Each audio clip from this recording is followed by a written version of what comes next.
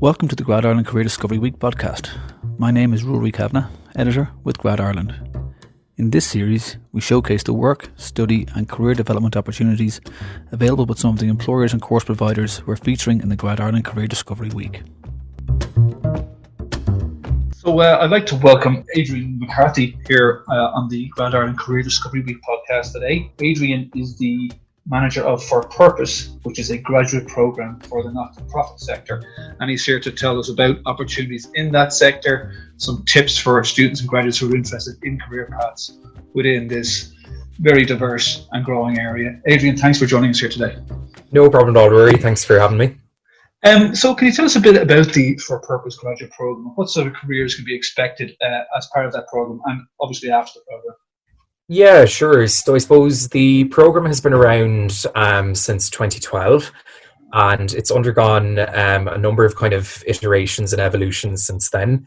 So when we first established the program, it was kind of largely focused on the area of fundraising. So we had mostly fundraising graduates, but over the years, the identity and the brand of the program evolved. So our current kind of brand actually of ForPurpose has existed since 2018. So we did a full kind of switch of our name and everything, and logo, new website and the whole lot. And the types of opportunities that we have for graduates on the program at the moment would be really diverse. So we have people in areas like communications, finance, policy and research, property surveying and housing management and approved housing bodies. So we've really kind of broadened out the types of areas that we've had in the program over the years, and all graduates on our program as well would receive one-to-one mentoring and training throughout in the form of learning seminars and facilitated training for some graduates. So it's a really kind of quite comprehensive program, and some of our first graduates who we had in 2012 are now senior managers within the not-for-profit sector. One is even a mentor on the program as well for our current graduates. So that's kind of just a synopsis of who we are. That's great. Thanks very much for that. And what sort of organisations do you work for? Or what parts of the not-for-profit sector? So we work with mission-driven organisations that really kind of are across the breadth of the not-for-profit sector. So the sector itself would cover, a significant amount of areas within society. So, for example, we work with social services organisations like Focus Ireland, who are providing homelessness services. We also work then with approved housing bodies, such as Cooperative Housing Ireland, and these organisations would provide social housing. And then we've also worked with the international sector. So we have graduates in, say, for example, Site Savers. And over the years, we've really kind of covered every part of the not-for-profit sector in terms of the types of orgs where we've had graduates. So we've had grads, for example, in arts organisations. We've had a graduate in Educate Together. So really, the sector itself kind of covers a lot of kind of areas within society, and the types of graduates we've had and the types of orgs that they've been in would reflect that as well. And when graduates are applying for a position on the program, they obviously will be able to see what sort of organisations you're working for. How does it work, say, if someone had a particular interest in working with, say, Site Savers or with Focus Ireland? Is there any advice you have? And do you have to tailor your application for a particular organisation or sector? Yeah, sure. So when a graduate is applying for a role in our program, so you can see who the organisation that you're applying for as well is. So say, for example, if we have a graduate opportunity with Focus Ireland, there will be an ad that would go out on our website and on Grad Ireland's website as well, where you can see the opportunity. So you'll see, there's a brief kind of summary of Focus, the work that they're doing, and then what the role is itself. So if a graduate's applying for that, then, it's definitely a good idea to kind of tailor your application for that. So, for the cover letter, to be specific for, the organisation, we'll say it's Focus Ireland, to the type of role and how, where your interest is coming from and how your skills match with what we've kind of outlined within that ad as well. Okay, that's great. Thanks very much for that. That's very, good practical advice. And, when people think of the not-for-profit sector, it's perceived in some areas as being, purely voluntary, which we know it's not. There's a lean, shall we say, and highly experienced and well-drilled professional element to all of these organisations. So what would some of the misconceptions be surrounding the career in the not-for-profit sector? Yeah, it's one of the things that we actually get asked whenever we're at any of the Grad Ireland fairs. Something that we get asked quite commonly by graduates would be if it's the same as volunteering. So, it's definitely not the same as volunteering.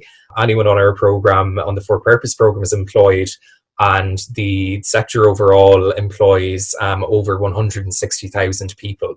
So it is actually quite a significant sector of employment. So I suppose there can be kind of a perception out there. And, even before I was working with the sector myself, I had no real sense of how large the scale was. So it's not really kind of commonly understood. But I mean, you have 160,000 people who are employed, you have 32,000 not-for-profit organizations. Some of them are extremely large as well. The largest organization in the country that's a not-for-profit would be employing about 3,000 people, and that's Rehab. So, these are kind of major kind of employers. And I think there can also maybe be a perception as well that, a career within the not-for-profit sector isn't kind of real work, kind of around quotation brackets, or that it's somehow, kind of just sort of light-handed work or something. And that's really not the case either. There's, I suppose the work that's done in the not-for-profit sector affects every aspect of people's lives. They're providing essential services in, areas like homelessness prevention, health services, mental health services, education, the arts, all of the areas that the sector covers are providing the things that wrap around our lives, and kind of, the services that we avail of are kind of provided largely by NGOs. So, I suppose kind of the conception that, or the perception that the work is somehow lesser or not as real as, say, working in a private sector organization, I think is quite untrue. And the other kind of part of that then as well is that there isn't, sometimes people might think that there isn't a career path or career progression within the sector, or that there's a lack of, professional development opportunities. Whereas, say, for example, with our program, the graduates that we have are offered a comprehensive training and development program. And then, in other organizations as well, similar to, private sector organizations, you have a career path. You have, promotion opportunities, and most orgs are kind of structured, if they're on the larger side, where they'd have departments where there'd be a head of function, there'd be a CEO, director level managers, so it's kind of structured in a way that there's a career path available for people within it. Okay, and I suppose as well, like some people may think that maybe this isn't for me. Maybe I'm coming from a business degree. Why would someone within a not-for-profit want me to join them, even if it's an area they're very passionate about, or someone from maybe an arts background, thinking maybe not have enough hard skills that these agencies would require. Is there any sort of background that's particularly suited, or is it for all backgrounds, and how can you kind of make yourself stand out? In terms of our program, we take applications from all types of graduates and all types of backgrounds. So something that we quite commonly see on the program is people who are coming from a social sciences background, or sociology would be very common as well. We also actually do see quite a lot of applications from students with an arts background. But you mentioned a business background there as well, if a student has a business degree. And, there's lots of areas within the sector like communications, marketing, even fundraising, which a business degree would be really applicable for as well. I suppose there's some roles in the sector would have a more specific kind of path, in terms of, say, if you're going into property surveying, you obviously need a property surveying degree.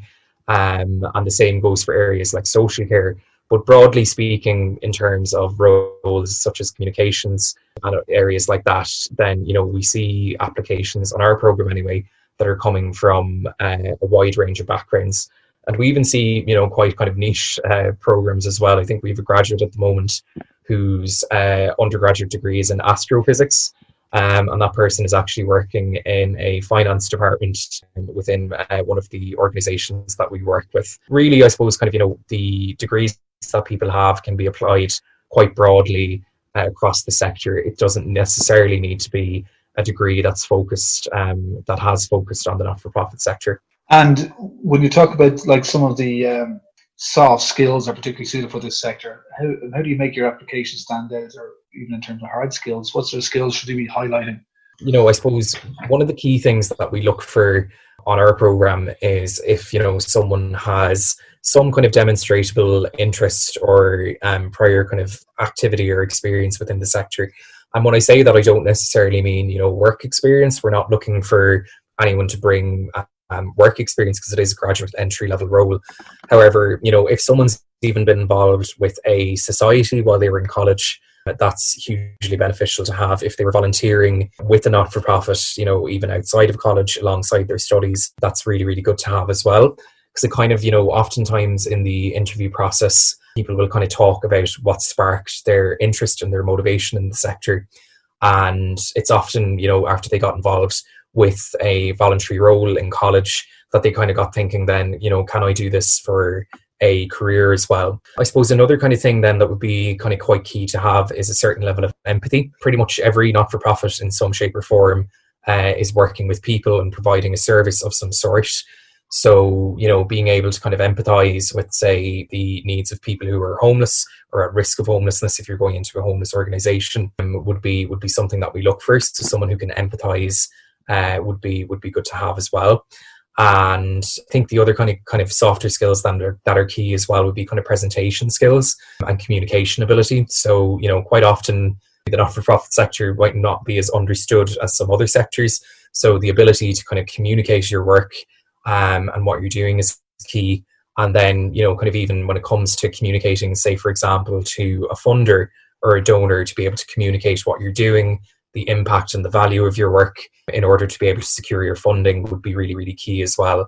And in our interview process, once it gets to the kind of panel interview stage, we ask every graduate to prepare a presentation on an aspect related to the role. So, that kind of as much experience as you can get with those kind of skills and presentation skills and things like that is great to get, because it will come up kind of in the interview process, but then kind of more broadly beyond that in your career as well. That's great, Adrian. And I suppose when we talk about presentation skills, interview skills, we obviously live in a time when this is all being done remotely. Have your graduate program intakes, have they changed much in light of the current situation? Yeah, so I suppose we did kind of see, once the crisis kind of took place with COVID-19 and the lockdown measures kind of came into effect, we did kind of see a bit of a drop or a break in our activity. So, a lot of the orgs we work with, if they were planning on doing kind of graduate recruitment, then that was unfortunately kind of put on hold as the lockdown began in March. So, it did have kind of a dent in us in that aspect. However, I suppose, over the last kind of couple of weeks, I think there's some kind of signs of activity or signs of life are kind of starting to return to the sector a bit. And, we're having conversations with our partner organizations and potential partners about their graduate recruitment plans. So, we're fairly kind of optimistic that we'll have a resume to offering our graduate opportunities kind of over the next few months or so. And what's the next step for students who wish to progress this and they want to apply for your graduate program? What's the next step they should take? Sure. So I suppose I'd kind of recommend, kind of researching both ourselves and the program. We have a lot of information on Grad Ireland's website. We've an org profile and some videos there as well from graduates who are on our program. And then obviously our own website is a good source of information as well on our different social media platforms. Instagram, LinkedIn and Twitter. But aside from the ForPurpose program, I'd recommend for anyone who's kind of considering a career in this sector to just maybe look into the sector a bit more broadly. It's maybe not always as well understood how broad the sector is and how many different areas there are in it. So, there's an organisation who we work with in the programme called The Wheel. They're a representative body for the not-for-profit sector in Ireland, and they do a lot of advocacy work.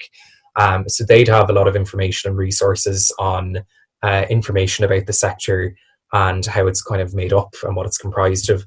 And there's another organisation called Benefax who provide data on the sector. So, they provide kind of information ranging from financial data to employment data and other kind of stuff as well.